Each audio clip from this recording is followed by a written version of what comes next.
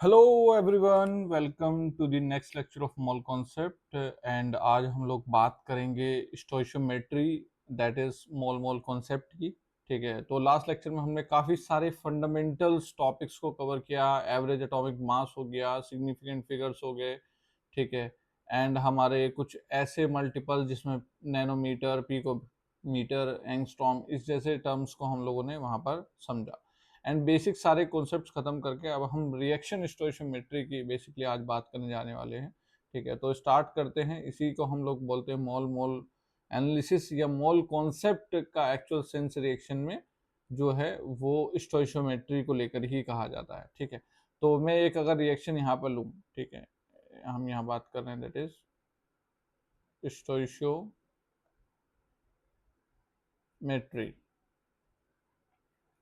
अब stoichiometry basically term अपने आप में ही थोड़ा सा ऐसा है, ठीक है। इसका क्या मतलब होता है, जैसे अगर मैं कोई एक रिएक्शन लेता हूँ, जैसे मान लीजिए 2A+3B और ये हमको बना रहा है 5C+D।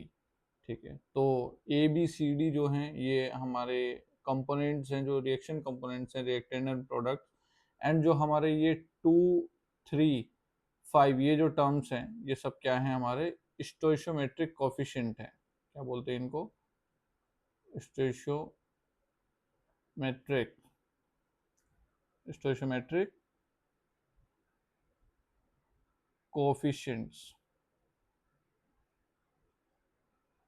ओके, अब ये बहुत जो स्टोइशियोमेट्रिक कोफिशिएंट्स हैं वो बहुत गवर्न करते हैं कि किस तरह से रिएक्टेंट जो है रिएक्ट करेगा एंड किस तरीके से प्रोडक्ट फॉर्म करेगा। ठीक है, अगर मैं यहाँ बात करूँ इसको लेकर कि कितना प्रोडक्ट हमारा सी मिलेगा, अगर मैं बोलता हूँ तो यहाँ की सिचुएशन अगर हम देखें कि 2A से 5C मिल रहा है। ठीक है, मतलब अगर मैं बोलता हूँ कि यूनिटरी मेथड के थ्रू के 2 मोल ऑफ ए से, ठीक है, क्या मिलता है हमारा 5 मोल्स क्या मिलता है ऑफ सी मिलता है। ठीक है, तो अगर मैं बोलूँ कि 1 मोल ए से क्या मिलेगा, तो ये क्या हो जाएगा, दैट इज 5/2 मोल्स ऑफ सी हो जाएगा। ये बेसिकली क्या है, यूनिटरी मेथड है। ठीक है, या अगर मैं बी से बोलूँ, बी को डी से कंपेयर करूँ या सी को कंपेयर करूँ, यहाँ पर अगर मैं बात करूँ, ठीक है, तो ये सारी चीजें जो हैं वो किस में आती हैं, दैट इज यूनिटरी मेथड में आती है। अब एक तरीका ये है कि हम लोग यूनिटरी मेथड लगाकर ये फाइंड करें कि इसके इतने से इतना बनता है तो एक से कितना बनेगा, और अगर हम अलग तरह के मोल्स लेते हैं तो उससे कितना बनेगा। जैसे अगर मैं बोलूं कि क्वेश्चन अगर ये आता है कि अगर 5 मोल्स बी के लिए जाएं, 5 moles of B produce how many moles of how many moles of C. Question कुछ इस तरीके से है। ठीक है, तो अगर आप ध्यान से देखें तो 3B मिलकर क्या बना रहा है, 5C बना रहा है। मतलब 3 मोल्स से क्या होता है, 3 मोल से 5 मोल्स सी के बनते हैं। सी जो है वो फॉर्म होता है, तो 1 मोल से कितना होगा, वो कितना आ जाएगा, दैट इज 5/3 मोल्स ऑफ सी हो जाएगा। तो और मुझसे पूछा कितना है, 5 मोल से पूछा है, that is 5 moles of B कितना प्रोड्यूस करेंगे हमारा, दैट इज 5/3 × 5, ये कितना हो जाएगा, that is 25/3 moles of C. Clear? तो ये जो सारी चीजें हैं ये हमारी क्या है, यूनिटरी मेथड ही है। ठीक है, यूनिटरी मेथड को थोड़ा मॉडर्नाइज वे में हम लोग यहाँ पर आज डिस्कस करेंगे, जिसे हम क्या बोलते हैं, मोल मोल एनालिसिस बोलते हैं। ये जो काम मैंने किया, ठीक है, यही सेम काम को अगर मैं डिस्कस करूं, that is mole mole analysis में।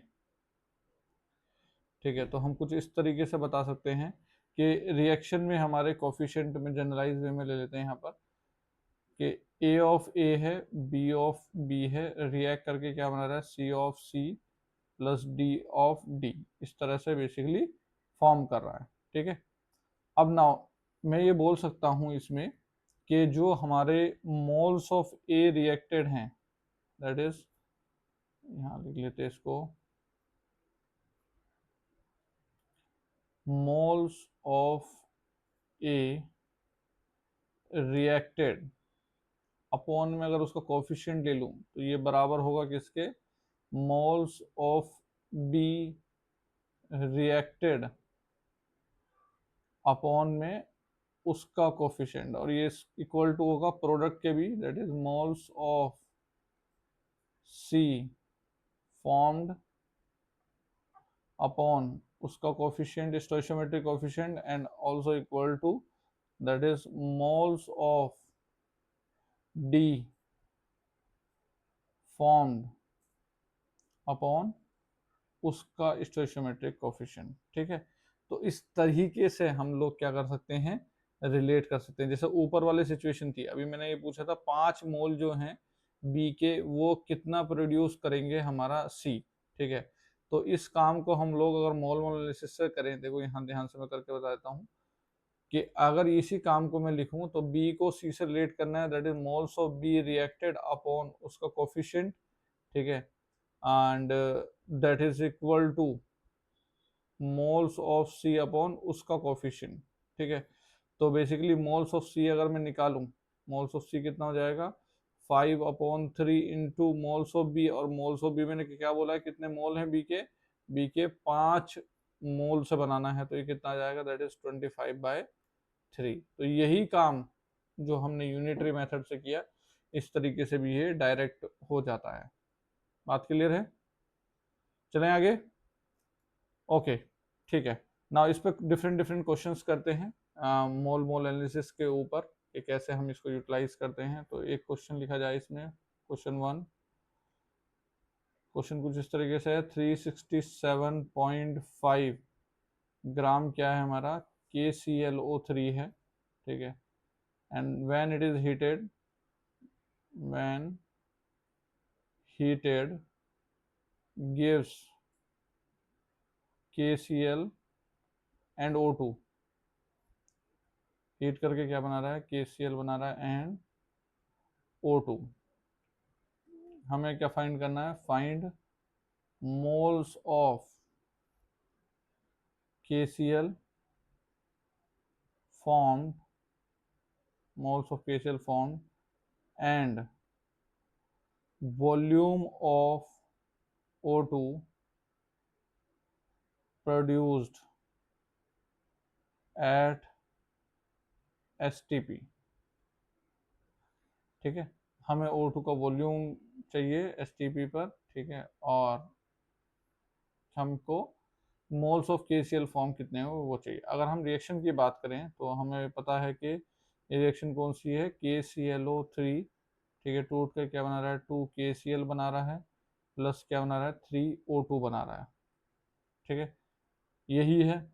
अब इसमें मुझे पहले तो KClO3 का मास दे रखा है 367.5 ग्राम। मैं अगर इससे मोल निकालूं, ठीक है, तो मोल जो निकल कर आएगा कि मोलर मास कितना है इसका, 122.5 होता है।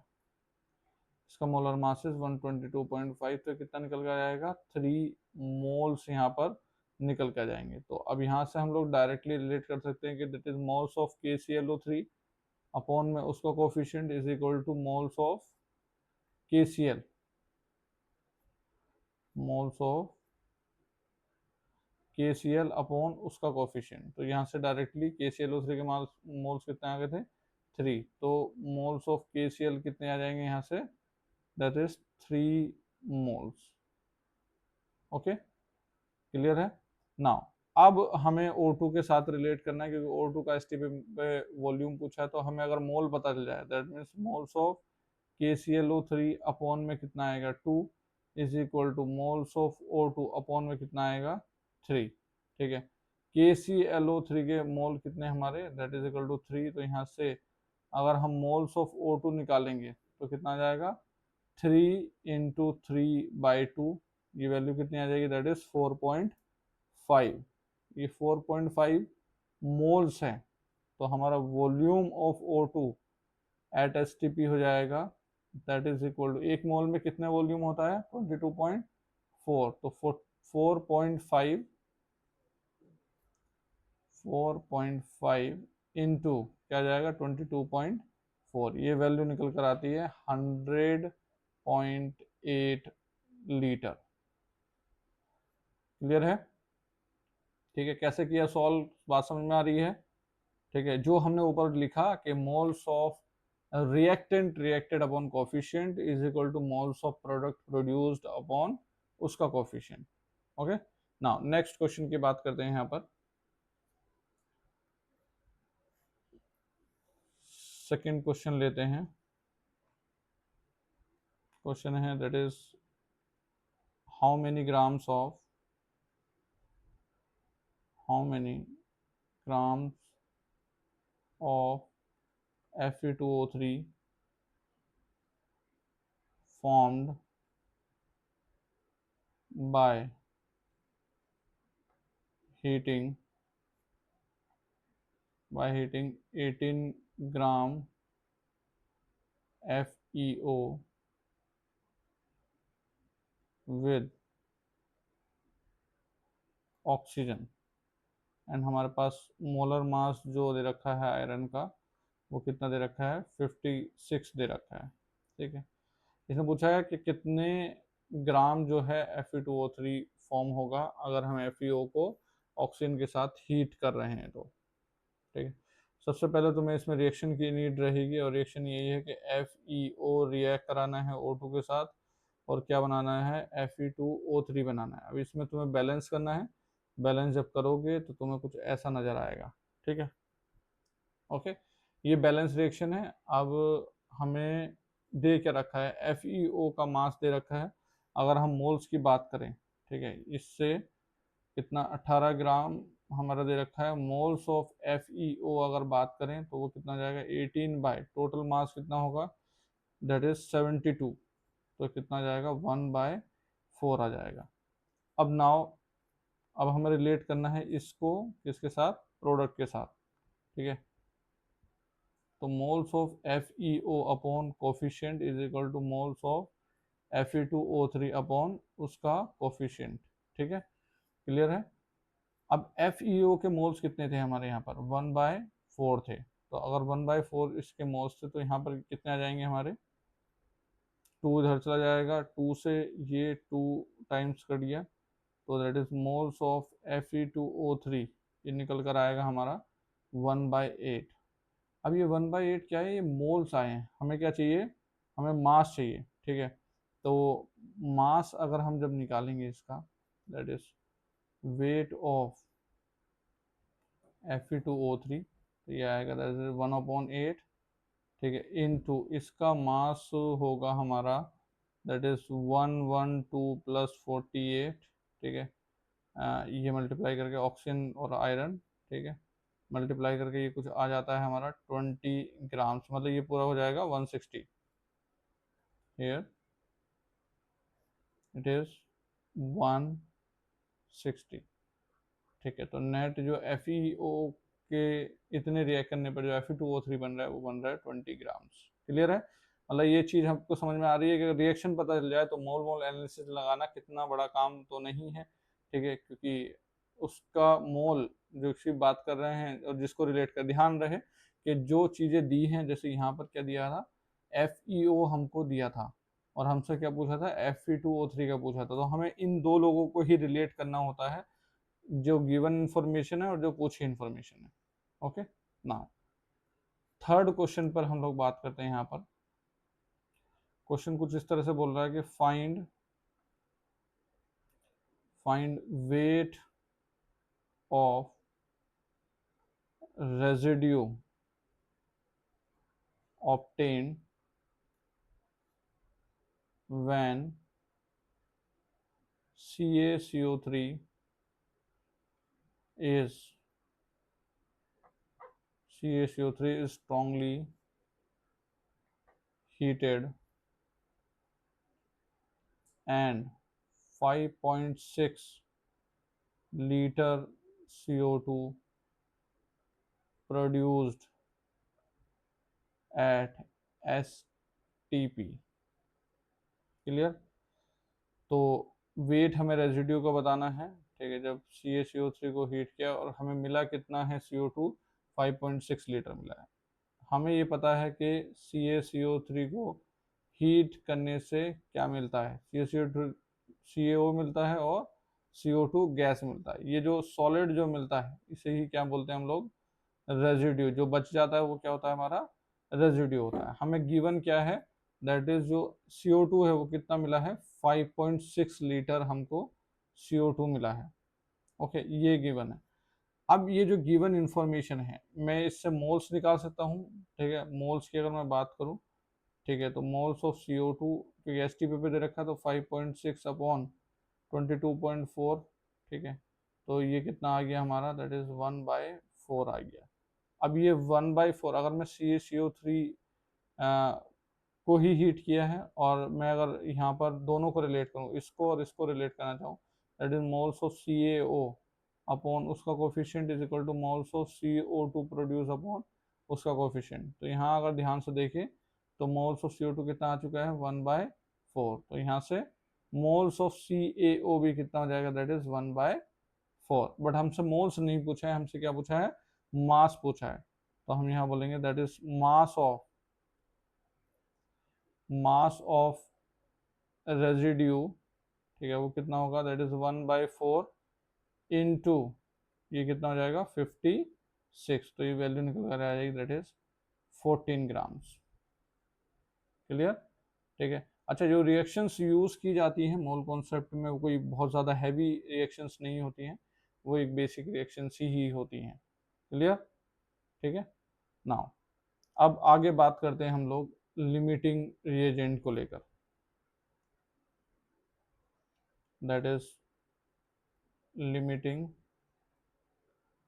रिएजेंट। अभी तक जब भी हमने बात करी, ठीक है, तो बेसिकली रिएक्टेंट इतनी ऑप्टिमम क्वांटिटी में थे कि वो पूरा पूरा यूटिलाइज हो रहे थे, पूरा पूरा कंज्यूम बेसिकली हो रहे थे, एक दूसरे के रेस्पेक्ट में ऑप्टिमम अमाउंट में दिए गए थे। बट एक्चुअली ऐसा रहता नहीं है, ठीक है। एक रिएक्टेंट कम रहता है। जैसे मैं एक एग्जांपल लेता हूँ लिमिटिंग रिएजेंट को, अगर मैं थोड़ा सा सिंपल टर्म में समझाऊँ, मान लो मेरे पास 10 कप हैं दूध के, ठीक है, we have 10 cup of milk and हमारे पास 6 सैसे हैं, ठीक है, किसके, कॉफ़ी के। ये कॉफ़ी के सैसेज हैं, वो कितने हैं, 6 पैकेट हैं, ठीक है। एंड सवाल ये है कि कितनी कप ऑफ कॉफ़ी बनेगी। कंडीशन इसके साथ ये है कि एक सैसे के साथ एक कॉफ़ी जो है वो फॉर्म करनी है, ठीक है। तो यहाँ पर अगर हम आंसर करें तो हमारी कप ऑफ कॉफ़ी कितनी होगी, 6 होगी या 10 होगी, क्या होगा आंसर, 6। कहने का मतलब ये है कि दूध ज़्यादा था, बट दूध ने डिसाइड नहीं किया कि प्रोडक्ट जो है वो कितना बनेगा। डिसाइड किसने किया, जो कम था।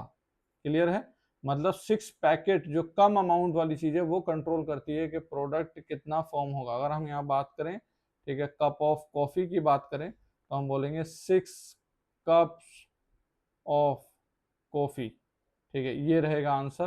तो जो चीज कम होती है वो डिसाइड करती है प्रोडक्ट कितना बनेगा, ठीक है, और उसी को हम लोग बोलते हैं that is LR, limiting reagent. और जो चीज ज्यादा होती है उसको बोलते हैं हम लोग ER। ER मतलब एक्सेस रिएजेंट। अगर एक कम है तो दूसरा ऑब्वियस सी बात है क्या होगा, ज्यादा होगा। क्लियर है, ठीक है। तो रिएक्शन में भी कहीं ना कहीं यही चीज में चीजें कंट्रोल होती है कि जो कम अमाउंट में होता है बेसिकली वो डिसाइड करता है कि प्रोडक्ट कितना फॉर्म होगा। ओके, अब बात यह है कि हम इसको रिएक्शन में यूटिलाइज कैसे करें, ठीक है।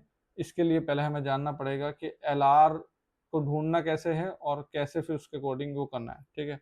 तो LR हम कभी भी जब लगाएंगे तो वो तभी लगाएंगे जब दो या दो से ज्यादा क्या हो हमारे रिएक्टेंट हो। एक रिएक्टेंट सिचुएशन में नहीं होता क्योंकि एक तो पूरा रिएक्ट करता है, ठीक है। तो यहाँ लिखना है that is LR concept is used when there are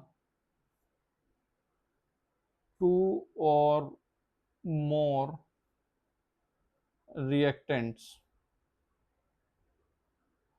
ठीक है, दो या दो से ज़्यादा रिएक्टेंट होते हैं तभी। अब कैसे हम लोग एल आर को पहचानते हैं? That is step two find L R. First step ये है, ठीक है, कि सबसे पहले तो सबके मोल निकाले जाए, रिएक्टेंट के मोल्स पता होने चाहिए। That is find moles of all reactant. Reactant की बात हो रही, प्रोडक्ट की नहीं, ठीक है। जब मोल्स मिल जाए, ठीक है, तो हमें क्या करना है, मोल्स में स्टोइशियोमेट्रिक कोफिशिएंट को डिवाइड मारना है। That is divide moles bye there स्टोइशियोमेट्रिक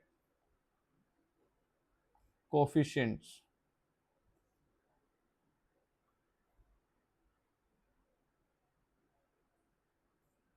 and स्टोइशियोमेट्रिक coefficient divide मार के जो वैल्यू मिले, ठीक है, उसमें देखना है कि कौन सी वैल्यू छोटी है।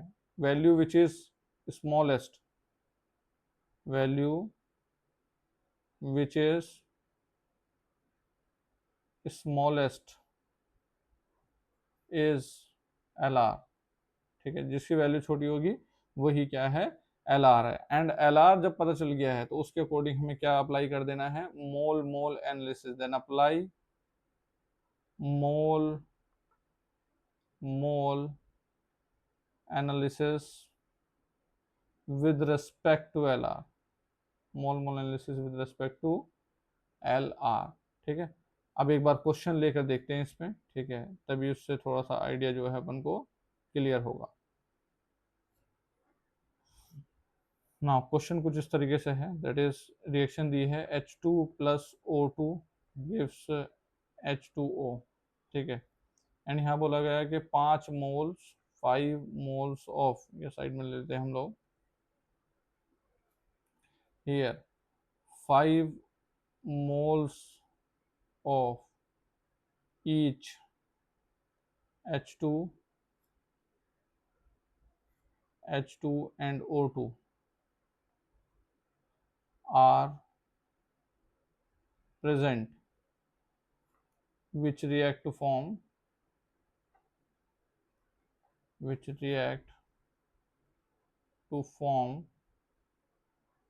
H2O। और हमें फाइंड क्या करना है, find mass of H2O produce, find mass of H2O produced. Clear है? रिएक्शन दे रखी है, रिएक्टेंट के मोल्स दे रखे हैं। सबसे पहले तो यहाँ काम करेंगे हम लोग बैलेंस करने का, क्योंकि रिएक्शन बैलेंस किए बिना हम लोग मोल मोल एनालिसिस लगा ही नहीं सकते, ठीक है। अब एक बार रिएक्शन बैलेंस है, उसके बाद क्या दिया गया है, 5 मोल दिया गया है, 5 मोल इसके, 5 ही मोल इसके। अब 5 मोल्स इनके दिए हुए हैं, तो अब हमें क्या करना है, इनके कोफिशिएंट डिवाइड मारने हैं, मतलब दैट इज 5/2, और यहाँ क्या होगा 5/1, ठीक है। हम देखते हैं कि 5/2 5/1 करके वैल्यू कौन सी ज्यादा है, 5/1 वाली, तो वैल्यू कम कौन सी है, H2 की, तो H2 कौन है, LR है। अब हमें ये पता लगा कि LR H2 है। अब LR को ही प्रोडक्ट के साथ रिलेट करना है, मतलब मोल मोल एनालिसिस जब लगाएंगे तो that is moles of H2 upon में उसका coefficient is equal to moles of H2O upon में उसका कोफिशिएंट। अब LR जो है वो पूरा खत्म हो जाता है, तो LR के कितने मोल्स दिए गए थे, यहाँ पर हमारे 5 दिए गए थे, तो दैट मीन्स यहाँ पर दैट इज 5 मोल्स। ये 2 से 2 कट जाएगा, तो यहाँ से निकल कर क्या जाएगा, मोल्स ऑफ H2O कितना निकल कर आ जाएगा, 5 मोल्स निकल कर आ जाएगा। तो वेट ऑफ H2O की जब बात होगी तो वो कितना होगा, 5 × 18, that is equal to 90 gram water जो है यहाँ पर निकल कर आ जाएगा। क्लियर है? ठीक है, ये हमारा बेसिकली फर्स्ट पार्ट था क्वेश्चन का। अब इसी क्वेश्चन में, ठीक है, दूसरा पार्ट ये पूछा गया है, that is find volume of excess reagent at STP left after reaction. Excess reagent कौन था हमारा, LR अगर ये था तो एक्सेस रिएजेंट कौन सा था, हमारा O2 था, ठीक है। अब O2 कितना बचा है, ठीक है, वो हमें पहले देखना होगा क्योंकि H2 तो पूरा खत्म हो गया है, ठीक है। तो उसके साथ जो रिएक्ट किया, देखो मोल्स ऑफ H2 रिएक्टेड, ठीक है, ये तो पूरा ही खत्म हो गया है, ओके। अपॉन में उसका coefficient is equal to moles of O2 reacted. अभी इसमें पूरा रिएक्ट नहीं किया, हमें निकालना है कि रिएक्टेड कितना है। तो अगर यहाँ मैं वैल्यू रखता हूँ कि ये तो वैल्यू कितनी है, 5 है, ठीक है। तो मोल्स ऑफ O2 रिएक्टेड जो निकल कर आएगा हमारा यहाँ से, वो कितना आ जाएगा, 2.5 मोल्स आ जाएगा। अब इनिशियली कितना था, 5 था।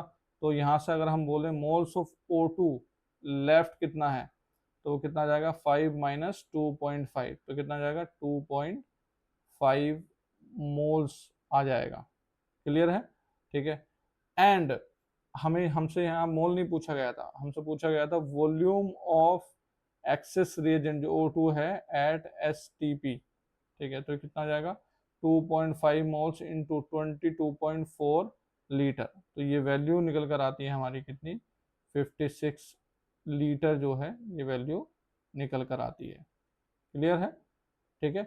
तो इस तरीके से हम लोग जो लिमिटिंग रिएजेंट का कॉन्सेप्ट है वो यूज़ करते हैं, ठीक है। इस पर और काफ़ी सारे क्वेश्चंस जो हैं हम लोग लेंगे, ठीक है। इसी के साथ साथ हम लोग परसेंटेज प्योरिटी और परसेंटेज यील्ड की जो है वो बात करेंगे, बट वो बात करेंगे हम नेक्स्ट लेक्चर में। तो तब तक के लिए एक understanding about mole mole analysis and limiting reagent का कॉन्सेप्ट समझकर कुछ क्वेश्चंस को ट्राई करें, ठीक है। एंड देन फिर हम लोग और क्वेश्चंस उस पर नेक्स्ट क्लास में लेंगे, ओके। चलो मिलते हैं नेक्स्ट क्लास में, बाय बाय, थैंक यू।